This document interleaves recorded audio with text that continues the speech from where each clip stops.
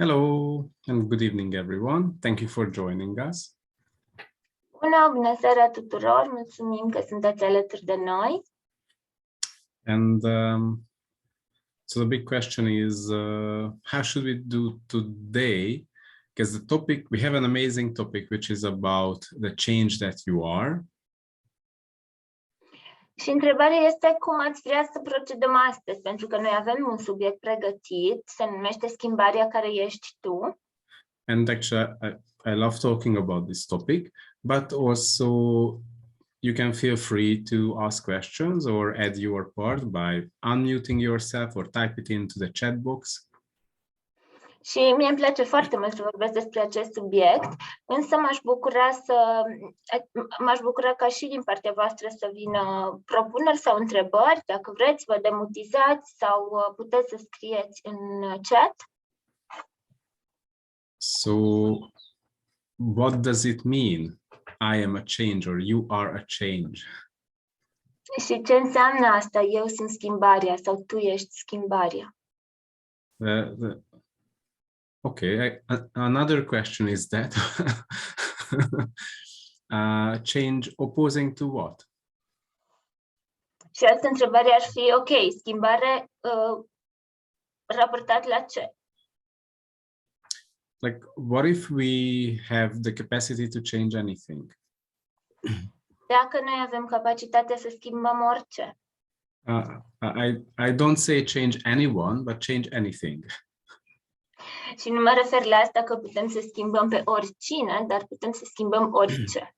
You know, you can change yourself, but not sure if you can change someone else. Tu poți să te schimbi pe tine, dar nu este foarte sigur, nu sunt foarte sigur că poți schimba pe altcineva. You can change the space that you are functioning from, and you can change your future, your whole life. Poți să schimbi spațiul din care funcționezi, poți să schimbi viitorul, poți să schimbi întreaga viață. When you change the space that you function from, that allows you to have a different choice to function differently. Când schimbi spațiul din care funcționezi, care îți permite să ai o alt fel de alegere și să fii altcineva.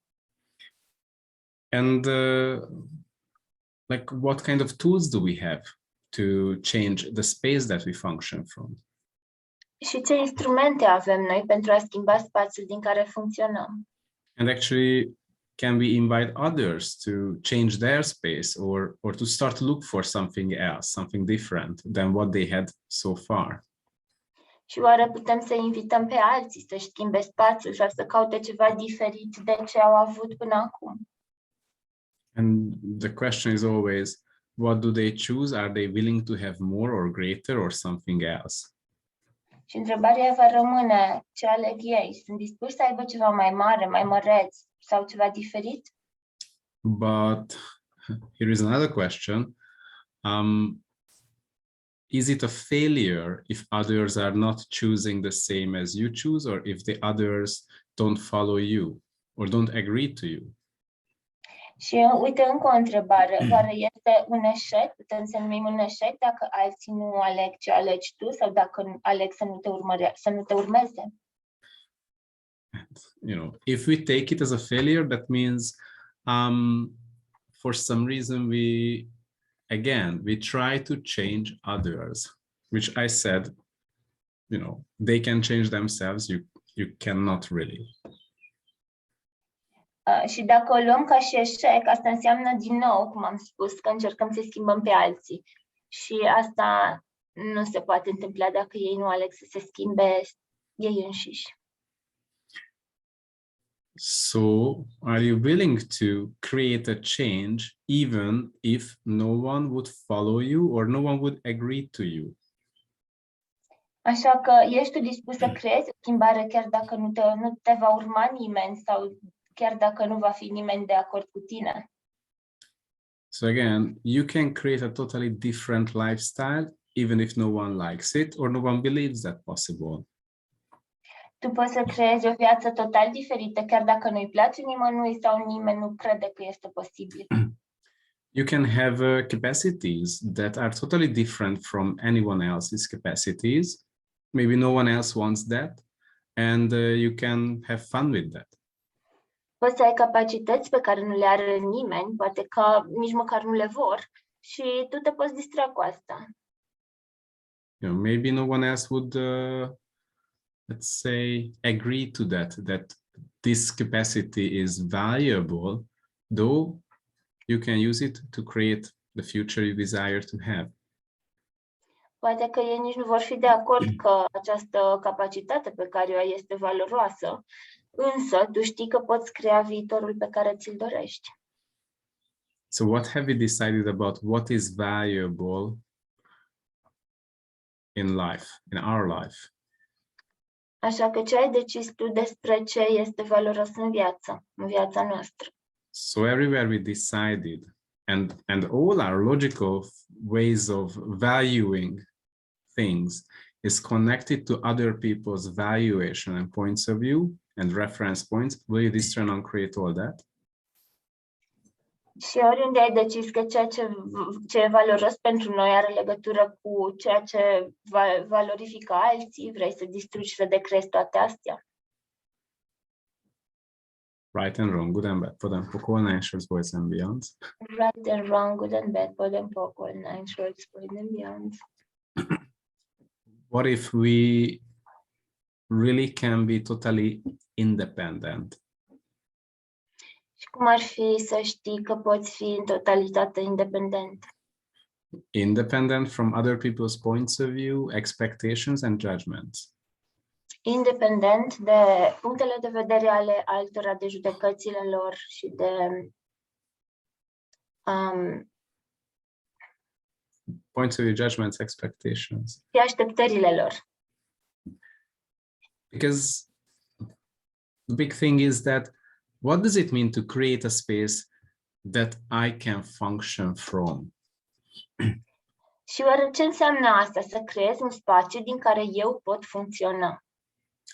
And also, so first of all, how can I create the space? And what would it take to keep functioning from that, no matter what? În primul rând, cum pot crea acest spațiu și cum ar fi să continui să funcționez din acest spațiu, indiferent de ce se întâmplă. Here comes another question. How can you value that space? How can you see that the space that you would choose or use or create that's valuable, that creates greater for you? Și încă o întrebare, cum poți să valorifici acest spațiu? Cum poți să-ți dai seama că acest spațiu pe care tu l-ai creat e valoros și creează mai mult pentru tine? And also, can we use logical thinking for this valuation process? Și oare putem folosi gândirea logică pentru acest proces de evaluare?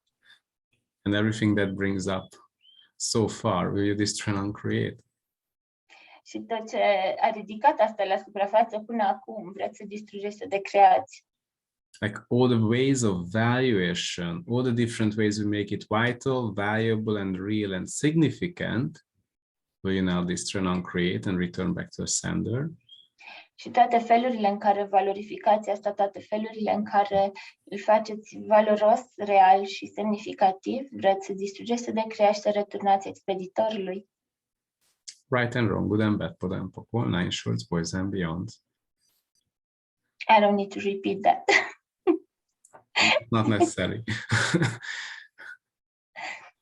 Asta nu mai trebuie să repet. Do you have any idea what is the direction we are going towards? Oare aveți vreo idee în ce direcție ne îndreptăm?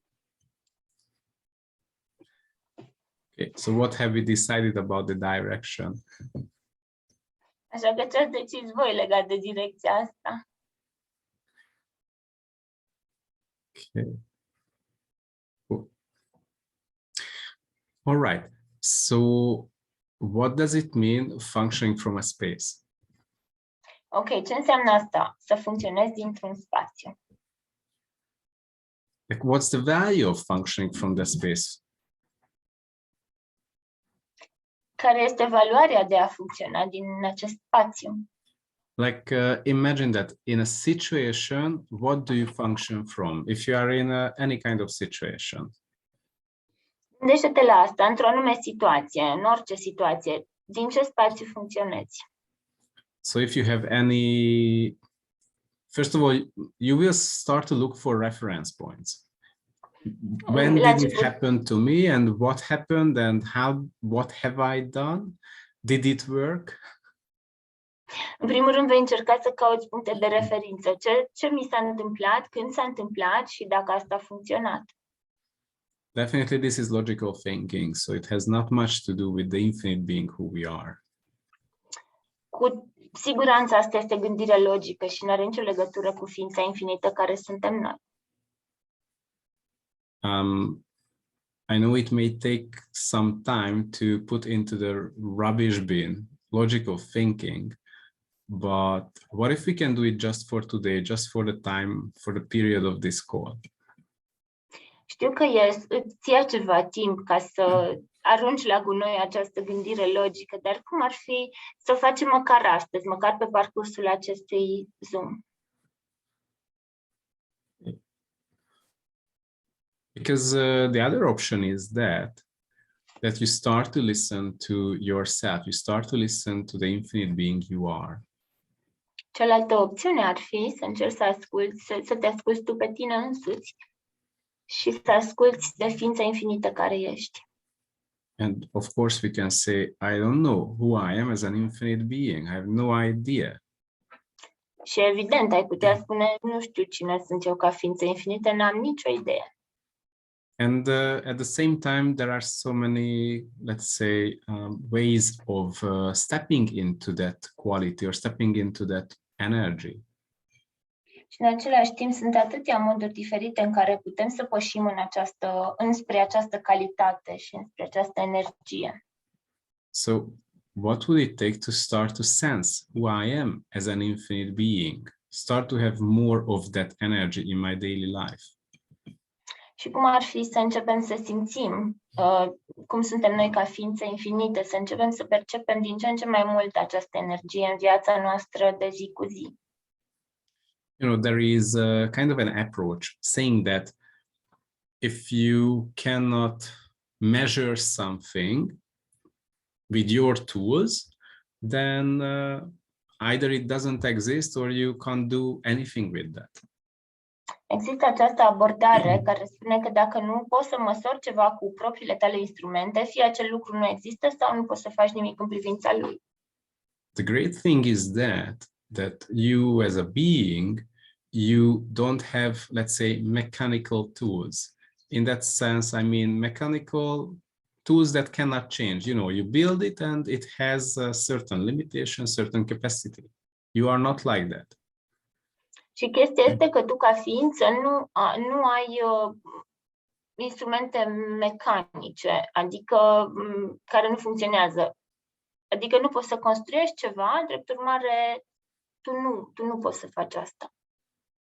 In that sense, I wouldn't say only that we are organic. Your body is organic, so it's changeable, but you as a being, you are totally different. Și dacă te gândești la corpul tău este organic, el se poate schimba, însă tu ca ființă infinită ești total diferit. And actually not to mention that your body is sort of like listening to the comments coming from you, the infinite being. So it's changing based on what you choose.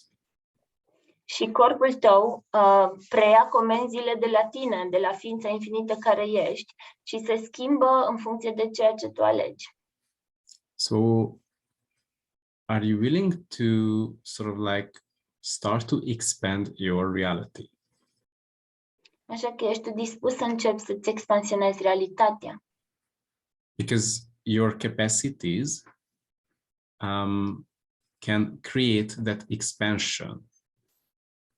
Pentru you can have expansion by using who you truly be.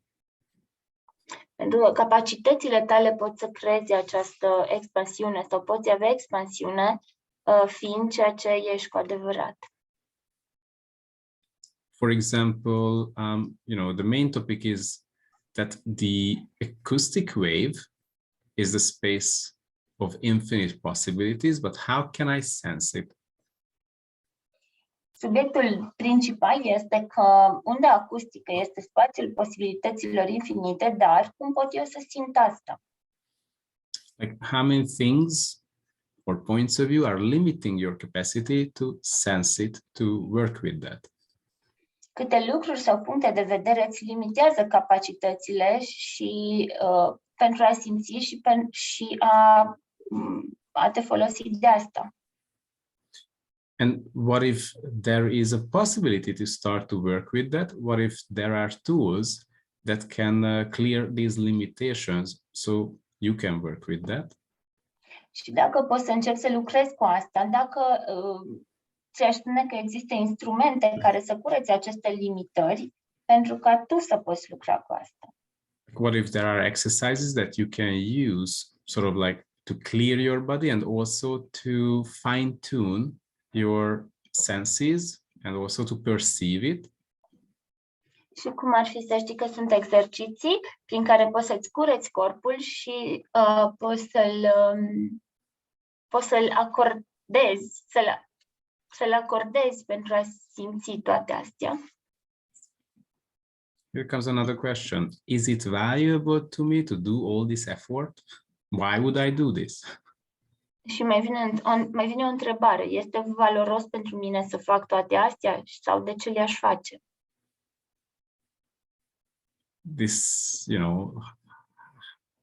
should we, how to say, convince anyone, or how can we help people to make their educated decision in this topic? Și oare ar trebui noi să convingem pe cineva sau cum am putea să-i facem pe oameni să ia o decizie informată legat de acest subiect?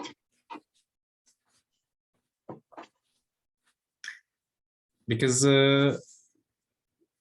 most of the people wouldn't make any additional step unless they experience it. Pentru că majoritatea oamenilor n-ar face un pas în plus decât dacă ar experimenta asta.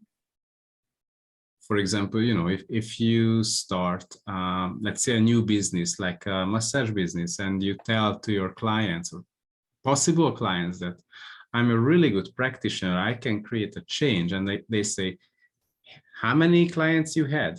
How much change you created so far? And they say, you will be the first one. Să zicem că ai o afacere, de exemplu, un salon de masaj și îți inviți clienții și le spui, eu pot să creez schimbare pentru oameni, pot să fac lucruri minunate. Și ei te întreabă, bun, pentru câți oameni ai creat schimbare până acum? Păi tu ai fi primul.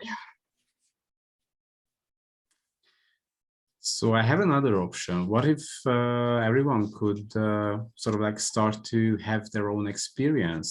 What is it being an infinite being, or what is your quality as an infinite being?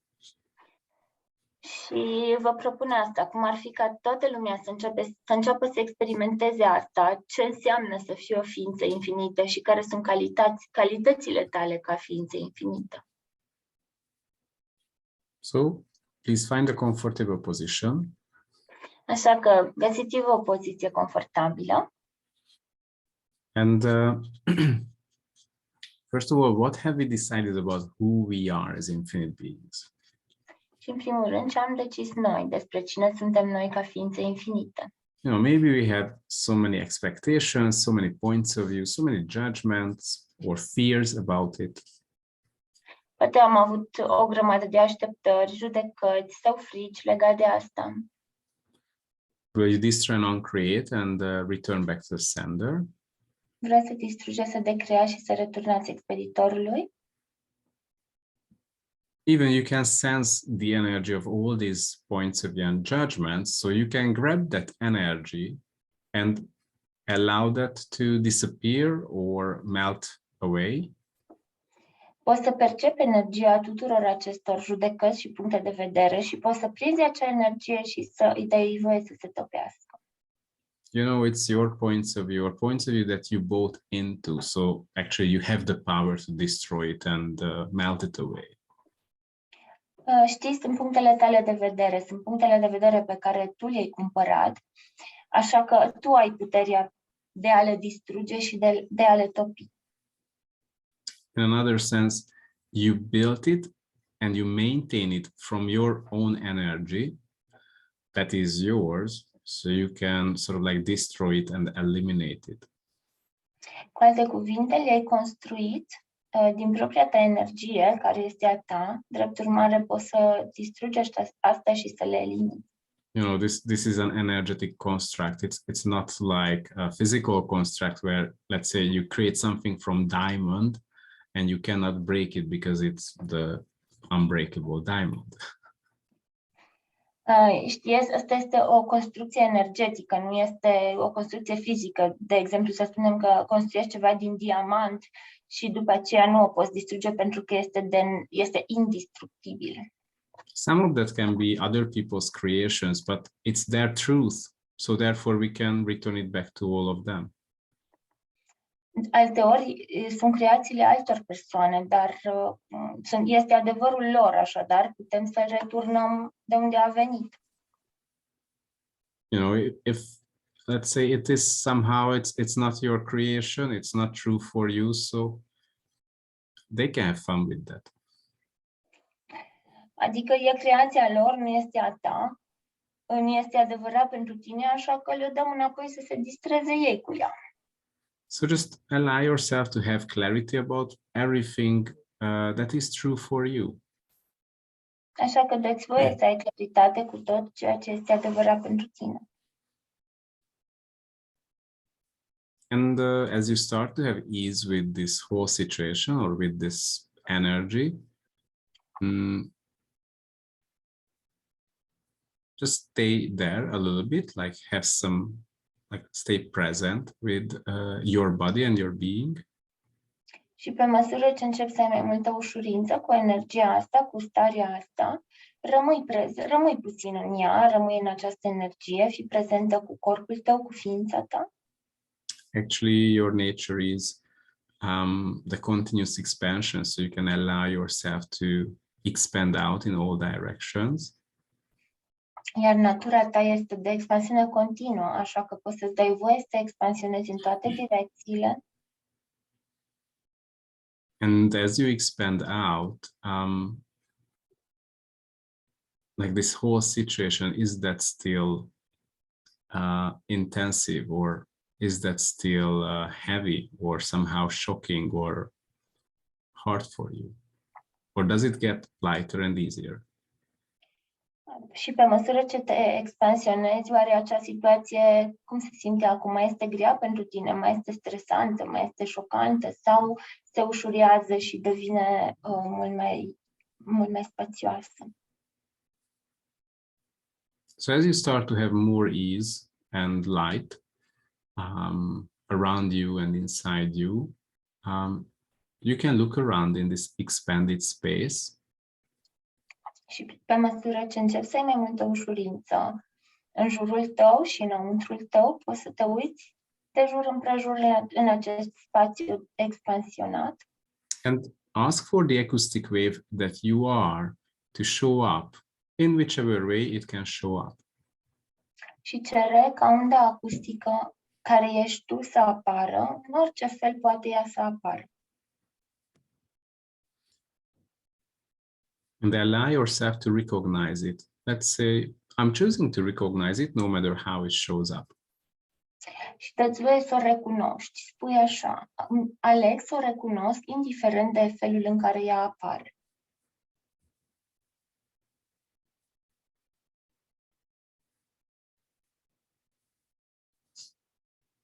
You can even ask that to increase its intensity, to become 100 or 1,000, a million or a billion times more intense, so you can sense it with more ease. Și poți chiar să-i ceri să-și crească intensitatea, să devină de 10, de 100, de 1000 de ori mai intensă, pentru ca tu să poți să simți cu mai multă ușurință. So you can increase its intensity to that point where you can sense it with total ease. Și cere să-și crească intensitatea până în acel punct în care tu să o poți simți cu ușurința totală.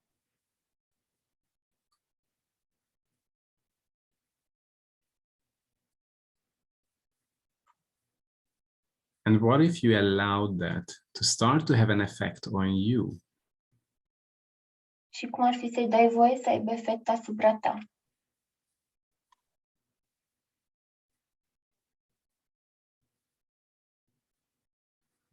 What are we doing now is that we allow our very being to start to show up and expand.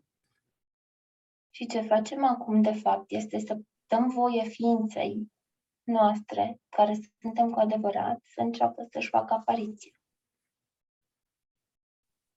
It's not something that you are not.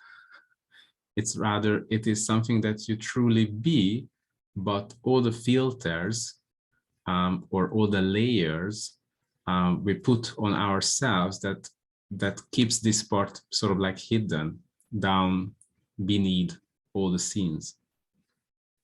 Și nu este ceva ce tu nu ești, este ceva ce este parte din tine, ce tu ești cu adevărat, însă toate filtrele și toate straturile pe care le-am pus asupra noastră nu i-au dat voie să iasă la suprafață și au ținut-o cumva îngropată.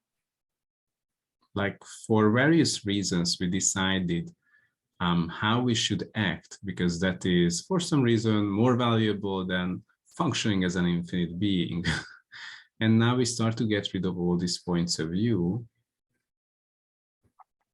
Și dacă pentru vreun motiv anume am stabilit cum ar trebui să ne comportăm, poate într-un fel anume, în loc să ne dăm voie să funcționăm ca ființă infinită, vreți dați drumul tuturor acestor puncte de vedere. And we give ourselves sort of like permission to start to be again the infinite beings that we truly be. Și cum ar fi să ne dăm voie, din nou, să fim ființele infinite care suntem cu adevărat. And what if this infinite being as you be can have an effect on your body, and also it is the space you can function from more and more. Dacă această ființă infinită care tu ești cu adevărat poate să aibă efect asupra corpului tău și să înceapă să funcționezi din acest spațiu din ce în ce mai mult. You know, you can even ask the question, what would I do if I were the infinite being who I truly am? Poți chiar să spui întrebarea ce aș face eu dacă aș fi ființa infinită care sunt cu adevărat. Also, would an infinite being choose this? Sau altă întrebare, o ființă infinită ar alege asta?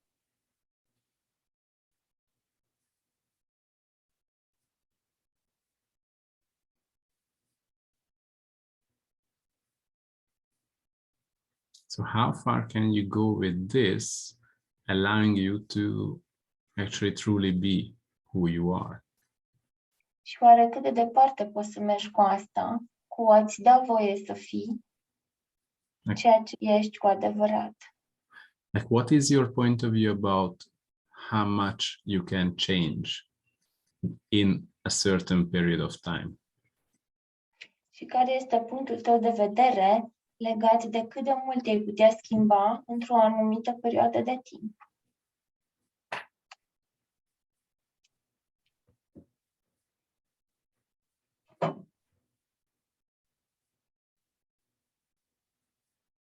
And what if we can have total ease with this change? Și cum ar fi să avem ușurință totală cu schimbarea asta? What if we don't have to make it significant? We don't have to suffer from that. Și dacă nu trebuie să o facem semnificativă, nu trebuie să suferim din pricina asta? What if we don't have to check in each and every moment, like, is there a change? Is there a change? Am I changing? Am I getting greater? Și cum ar fi să nu trebuiască să verifici în fiecare moment să ai apărut vreo schimbare, a apărut vreo schimbare, am devenit mai măreț? So just allow yourself to have clarity about this and have ease with the whole process. Așa că dați voie să ai claritate cu asta și să ai ușurință cu întreg procesul.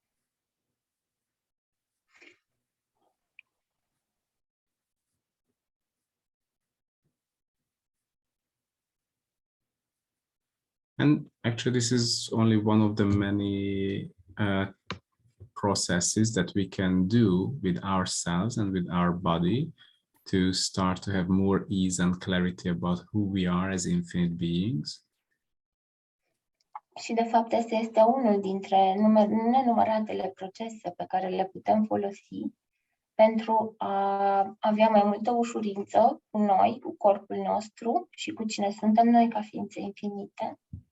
Of course, there are so much information about and exercises about how we can create as infinite beings or how we can work with our body or other bodies. Sunt așa de multe informații și așa de multe exerciții despre cum putem să lucrăm noi cu corpurile noastre ca ființe infinite. What would your life be like if you would sort of like start to invest into yourself, if you would value yourself that much that it's worth investing to create a totally different future? Și cum ar fi viața ta dacă ai începe să investești în tine însuți? Și oare ce ai putea crea dacă ai începe să investești în a crea un viitor mai măreț și total diferit? You know, even those people who are multimillionaires, they invest into themselves huge amount of money and continuously growing amount of money even after they become millionaires. Chiar și oamenii care sunt multimilionari investesc în ei sume foarte mari de bani, chiar și după ce devin multimilionari. Ei continuă să investească în ei. Like they understand that investing into you would allow you to create the future that you desire or even outcreate what you ever imagined would be possible. Pentru că ei și-au dat seama că să investești în tine înseamnă să poți să-ți creezi viitorul pe care ți-l dorești sau să depășești în creație tot ce ai crezut că este posibil.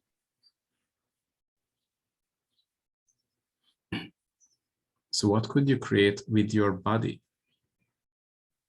Așa că ce ai putea crea tu cu corpul tău? What could you create as your financial reality? Ce ai putea crea tu ca și realitatea ta financiară? What could you create with your relationships? Ce ai putea crea tu cu relațiile tale? If you had less of these filters of this reality, and if you had more of the ease and joy of who you truly be as an infinite being. Dacă ai avea mai puțin din filtrele acestei realități și mai mult din bucuria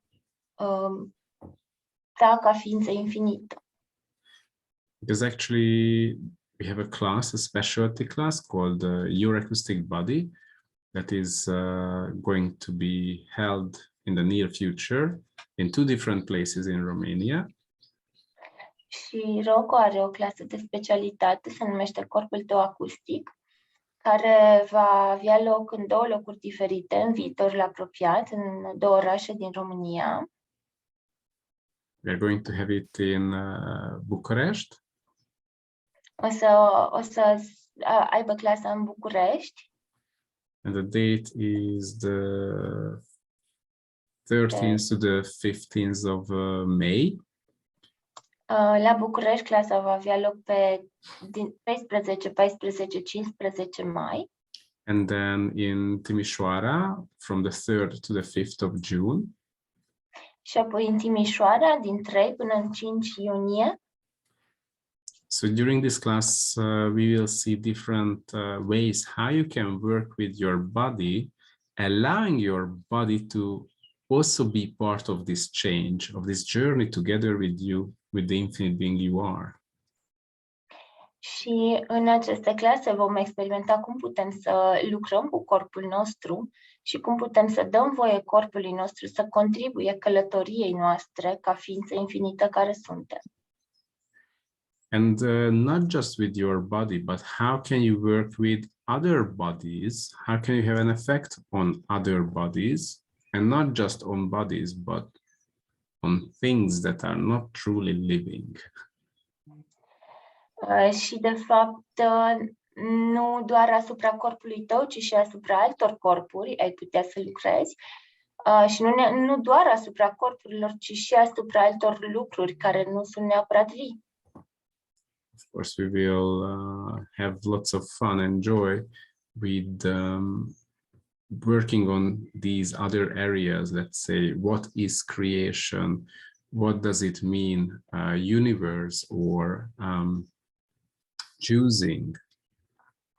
Și o să ne distrăm și cu alte subiecte, cum ar fi ce este creația, ce înseamnă universul, ce înseamnă alegerea. Or what is chaos, or who we are as infinite beings. What does it mean you have power as one being, so you don't have to demonstrate together with hundreds of thousands of other people? Vom discuta despre haos, vom discuta despre ființa infinită, vom discuta despre ce înseamnă că tu ai putere ca o ființă, tu ca ființă unică și nu ai nevoie să creezi cu o grămadă de alți oameni. Like, what is the kingdom of we, and what does it mean? How you can use or apply or play with contribution as being a contribution. Vom discuta despre ce înseamnă regatul lui noi și cum putem lucra cu a fi contribuție și cum putem fi contribuție pentru alții. And also we will have exercise and look into it, like what is your body's capacity as an indefinite living? Vom face exerciții despre care este capacitatea corpului tău ca viață indefinită. And of course, much more. Lots of life facilitation, clearings, and other exercises. Și mult mai mult de atât, va fi facilitare live, foarte mult, curățări, multe alte exerciții. In other words, I would say that what is it being a Superman on planet Earth? Și ce vă spune eu este să vă puneți întrebarea, cum ar fi să fii un Superman pe planeta Pământ? Because actually what we are doing in our everyday life, we feel like we are Superman, and people anyway reject you or see you as an alien or a foreigner on this planet or in your family. Pentru că ce facem noi în viața de zi cu zi este să ne simțim ca un Superman, însă oamenii în același timp ne resping sau ne judecă sau ne... Can you say the last part again? Oh my God. Like the people, the family around you, they reject you. They see you as a foreigner, as an alien on the planet. Oamenii din jurul tău te resping, te văd ca și străin, ca un extraterestru pe pământ. You know, you don't fit in as per their values, as per their rules and regulations. Tu nu te încadrezi în valorile lor, în regulile lor și în standardele lor. You know, it's not just you don't fit in. It's not about you are the black sheep. It's not that. Nu este doar că tu nu te integrezi, nu e vorba că tu ești oaia neagră. Nu este despre asta. I mean, of course, you are a black sheep in their eyes, but this is a different story here. Bineînțeles, în ochii lor ești oaia neagră, dar aici este o total altă poveste. It is much more about that, sadly, you have the capacities, they sense you have the capacities, they don't like you for this, and you don't use it. Este despre faptul că tu ai capacitățile acestea, ei simt că tu le ai, nu le place asta și, drept urmare, nu te plac pe tine pentru asta și tu nu-ți vei folosi aceste capacități pentru că ei nu te plac. So the real question is, are you willing to be as different as you truly be?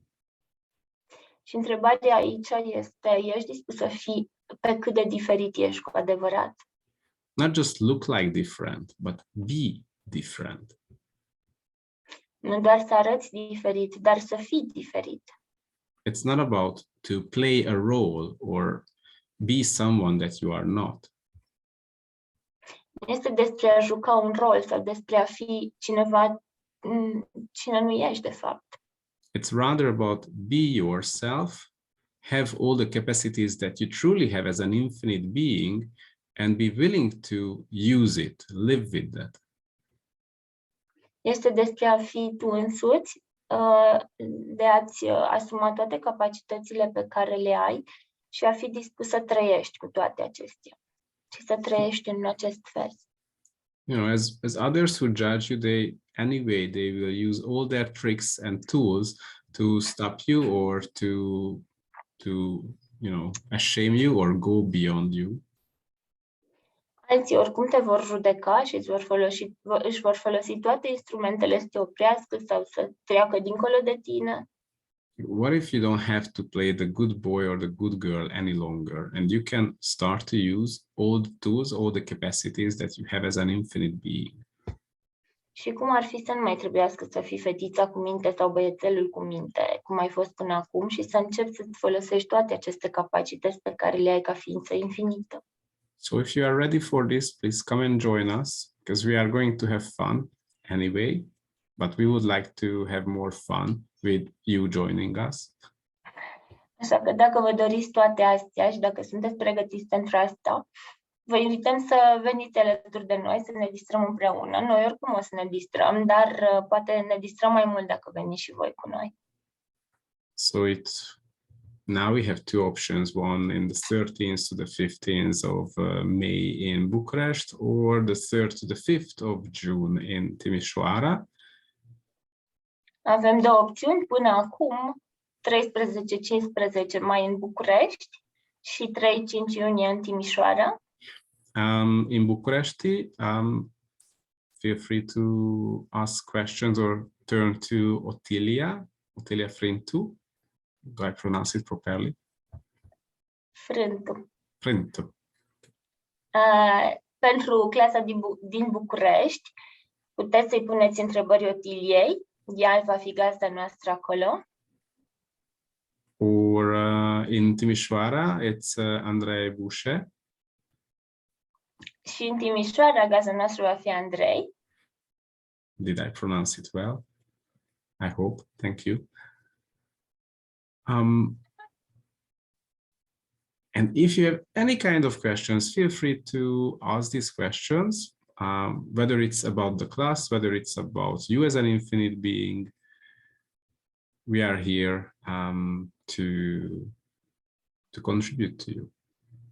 Și dacă aveți orice fel de întrebări, fie că e vorba despre clasă, fie că este vorba despre acest subiect sau despre voi ca ființă infinită, vă rog să le puneți. Suntem aici pentru voi să vă contribuim în orice fel. And actually, what could it change for you if you sort of like would dare to repeat the exercise that we did today? Și oare ce ar crea pentru voi dacă ați îndrăzni să repetați acest exercițiu pe care l-am făcut astăzi împreună?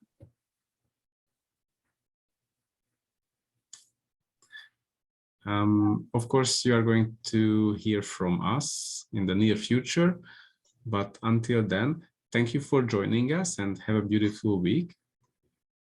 O să mai auziți de la noi, o să mai primiți vești de la noi în viitorul apropiat, dar până atunci, mulțumim că ați fost alături de noi și să aveți o seară frumoasă. And thank you everyone for joining us, and thank you for Silvana and for Otilia and Andrei. Și mulțumesc tuturor celor care au fost alături de noi în seara asta. Mulțumesc Otilia, mulțumesc Andrei. Thank you, Rocco. Thank you. Thank you, Rocco. Thank you. Thank you so Great. much. And have so much fun. I'm excited to see or hear if you have anything coming up regarding the exercise. Și distrați-vă cu asta și sunt nerăbdător să aflu dacă a creat ceva pentru voi sau dacă apare ceva la suprafață pentru voi când vă jucați cu acest exercițiu. Thank you. Bye-bye. Mulțumim! Pa, pa! Bye, bye! Bye-bye.